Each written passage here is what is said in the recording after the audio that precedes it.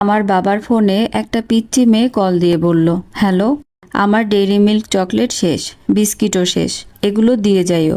আমি পিচ্চি মেয়েটার কথা শুনে অবাক হয়ে গেলাম। তাকে জিজ্ঞেস করলাম, কে তুমি বাবু, কার ফোনে কল দিয়েছ? মেয়েটা আমাকে উল্টো জিজ্ঞেস করলো, তুমি কে? আর কিছু জিজ্ঞেস করতেই যাব এমন সময় একজন মহিলার কণ্ঠ শুনতে পেলাম, ফোনটা দাও তো। পরের মুহূর্তেই কল কেটে গেল। বাবা ড্রয়িং রুমে টেবিলের ওপর ফোনটা রেখে ওয়াশরুমে গিয়েছিলেন।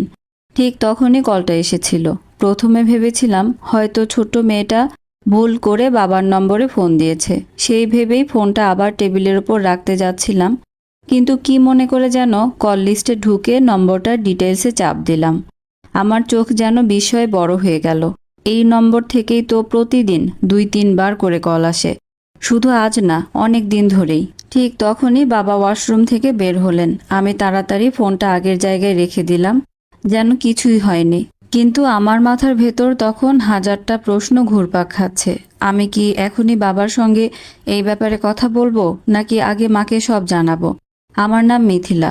আমি এবার ইন্টারমিডিয়েটে পড়ি। আমার বাবা একজন হাই স্কুলের শিক্ষক। আমাদের পরিবারটা খুবই সাধারণ। বাবা স্কুলে পড়ান, মা সংসার সামলান।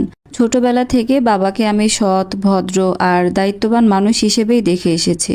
পুরো এলাকায় বাবার অনেক সুনাম, সবাই তাকে শ্রদ্ধা করে, সম্মান করে। তাই আজকের ঘটনাটা যেন কিছুতেই মাথা থেকে সরাতে পারছিলাম না। একটা ছোট্ট মেয়ে কেন বাবাকে চকলেট আর বিস্কুট এনে দিতে বলবে? আর সেই মহিলাটাই বা কে? আমার দেখা বাবার সাথে আজকের ঘটনাটা যেন কোনোভাবেই মিল খাচ্ছিল না। রাতের খাবারের সময় আমি চুপচাপ ছিলাম। মা কয়েকবার জিজ্ঞেস করলেন, কি রে, শরীর খারাপ নাকি? আমি শুধু মাথা নেড়ে বললাম, না। বাবা তখন খুব স্বাভাবিকভাবেই খবর দেখছিলেন। মাঝে মধ্যে আমার দিকে তাকিয়ে বললেন, পড়াশোনা ঠিকমতো হচ্ছে তো? সামনে কিন্তু পরীক্ষা। আমি শুধু হ্যাঁ বললাম। বাবার মুখের দিকে তাকিয়ে বুঝতে চেষ্টা করছিলাম, মানুষটা কি সত্যি কিছু লুকিয়ে রেখেছেন আমাদের থেকে, নাকি আমি অকারণেই সন্দেহ করছি। খাওয়া শেষে নিজের ঘরে চলে এলাম। বই খুলে বসেছিলাম, কিন্তু এক লাইনও পড়তে পারছিলাম না। বারবার সেই ছোট্ট মেয়েটার কণ্ঠ কানে ভেসে আসছিল, আমার ডেইরি মিল্ক চকলেট শেষ। পরদিন সকালে বাবা যথারীতি স্কুলে চলে গেলেন। যাওয়ার আগে মাকে বললেন, আজ ফিরতে একটু দেরি হয়ে যাবে, স্টাফ মিটিং আছে। কথাটা শুনে হঠাৎ আমার বুকের ভেতরটা কেমন যেন কেঁপে উঠল। সত্যি কি স্টাফ মিটিং, নাকি অন্য কোথাও যাবেন? সারাদিন অস্থির লাগছিল।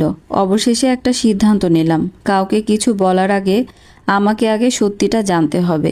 বিকেলে বাবা স্কুলে যাওয়ার পর আমি আবার বাবার ফোনের কথাটা ভাবতে লাগলাম। সেই নম্বরটা আমার মাথায় গেঁথে গেছে।